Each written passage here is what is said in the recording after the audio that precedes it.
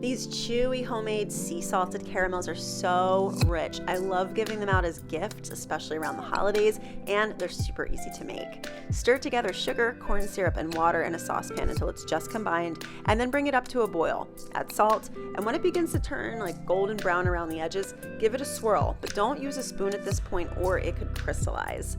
When the color starts to look kind of like peanut butter, whisk in some unsalted butter and then lower the heat and add heavy cream, but be careful because it's going to bubble up like crazy. Keep cooking for a couple more minutes until it's just a few shades darker and it reaches about 250 degrees on a candy thermometer. This is called the firm ball stage, and it's going to make sure that these are the right chewy texture. Pour it into a greased, parchment-lined pan and then sprinkle it all over with big flakes of sea salt, and then whack it on the counter a few times to release any air bubbles. Cut your wax paper for wrapping while the caramel cools. Now it has to be totally firm before you can cut it, so put it in the fridge or the freezer if you want to speed that up. Cut the caramel into long strips, and I like to sprinkle with even more sea salt, and then you can cut them into whatever size pieces you like. I like them about 2 bites big.